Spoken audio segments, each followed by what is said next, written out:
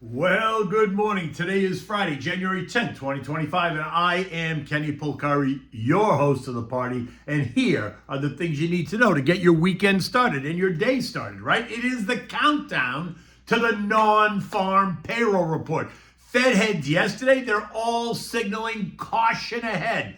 This morning, oil is up, gold is up, and the quantum stocks appear to be making a recovery. And Delta kicks it off with a beat and says that 2025 is going to be a great year.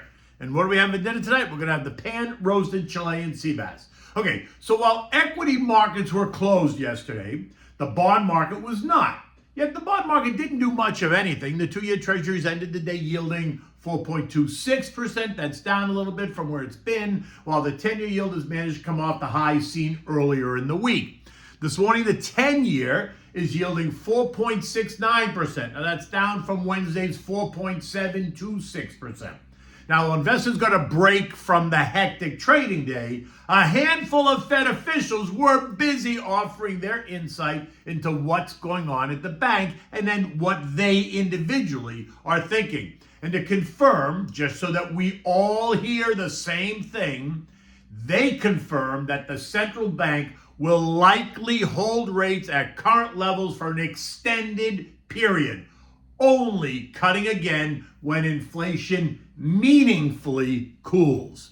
Susie Collins, Boston's Fed president, told the crowd that a slower approach to adjusting interest rates is merited now as officials confront considerable uncertainty. Mishy Bowman reiterates that point, saying that Fed policy is well positioned to adjust as required to evolving conditions, holding rates at current levels for longer if there is little progress on inflation. She went on to say that the economy is in a good place, but progress on inflation will likely be slower than this year than previously anticipated. In the end, she prefers a more cautious and gradual approach to adjusting inflation. To adjusting policy, Kansas City's Jeff Schmidt thinks that rates may already be close to neutral, a level that neither stimulates nor slows the economy. Philly's Patty Harker said that he is prepared to make additional cuts, but the timing depends on what the data suggests. He was clearly the most dovish of the other three. In any event, my sense is that they chose very clear and concise words to use. Meaningfully cools, considerable uncertainty, holding longer, and close to neutral. These comments are similar to what we heard earlier in the week from Fed Governor Lisa Cook and Atlanta's Rafi Bostic, right? They too leaned hawkish, which to me suggests that rates will remain unchanged in the first quarter unless the economy suddenly starts circling the drain, something that does not appear to be happening at all. In fact, as you know, I'm in the camp that we're not going to get any rate cuts this year. And while I may appear to be in the minority, I suspect the minority is going to become the majority as we move through the year. Look, we've discussed this. There's a lot going on in the next couple of months. The inauguration, new cabinet picks, new tax policy, new regulatory policy, and the ongoing conflicts around the world. That just might come to an end, hopefully sooner rather than later, which would be a positive, by the way, right, if we bring those conflicts to an end. In the end, the Fed is cautious about all these new changes as they take root. The combination of the new policies, the growing deficit, ongoing strong consumer, and a robust labor market could all result in higher interest rates for the foreseeable future. In fact, that's what the bond market appears to be saying to us as well. Remember, 10-year yields were 3.6% in September when the Fed made that bold 50 basis point rate cut, followed by two more 25 basis point cuts for a total of 1 full percentage point, right? Today, the 10-year is 1 full percentage point higher, kissing 4.7%, and likely to go even higher from here. So let's hope that the Fed is paying attention because the bond market is trying to tell them something. I just wonder who's listening. Remember, the bond market's at outpricing in one cut in 2025 around July and a 60 basis point chance of maybe a second cut. While at the same time, there are some out there that are calling for a 25% chance of a rate hike.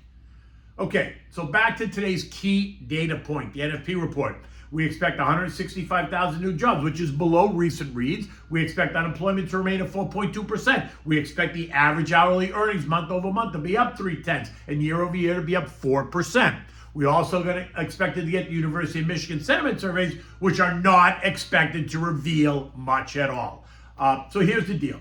If the non-farm payrolls report is stronger than expected, it signals that the U.S. labor market remains robust and is growing at a faster pace than anticipated. And here's what we can say that markets and analysts will then say. A stronger NFP indicates more job creation, suggesting that businesses are hiring due to optimism around the economy. This reflects economic strength and resilience. This has hawkish implications for the Fed, especially if inflation remains a concern. On the other hand, if inflation is not a concern, which we know it is, but just say it isn't, a strong report could also suggest that the economy can naturally handle higher interest rates. Remember, the stock market can function with 5% rates if the economy remains robust. The problem will be 5% rates if the economy starts to struggle, right? Stocks, well, we can expect a mixed reaction. It's going to be positive for consumer-driven sectors like retail, discretionary spending, airlines, travel. All may be beneficiaries if more jobs boost consumer confidence and spending. It would be seen as a negative for rate-sensitive sectors. So higher interest rates resulting from a strong NFP report can pressure sectors like technology and utilities, as well as the SMIDs, right? The small and mid caps, which are sensitive to higher rates and borrowing costs. In the bond market, well, strong job numbers often lead to higher treasury yields as investors anticipate a tighter monetary policy. Bond prices will fall, yields will rise, something that we're already seeing. A strong NFP report could ignite inflation expectations. If strong job growth is accompanied by rising wages, it's going to signal higher inflationary pressure on wages, which would reinforce the Fed's inclination towards rate hikes, or at least holding rates steady. A weaker report would suggest that the U.S. labor market is weaker than expected. So you can just take all those arguments and put them in reverse. Consumer-driven sectors would be weak, while tech, utilities, and SMIDs would benefit. So strap in, because the report is just minutes away. Now, oil pushes higher. Part of this is more technical, in my opinion, and part of it is the fact that U.S. stockpiles have fallen. Think winter demand across the country. And recent commentary surrounding China, Iran, and Russia are all playing a role. Now, Chinese economic strength, it's one day or it's weakness the next day, depends on who you talk to. And those sanctions on Iran and Russia. This morning, oil is up $2 at $76.02.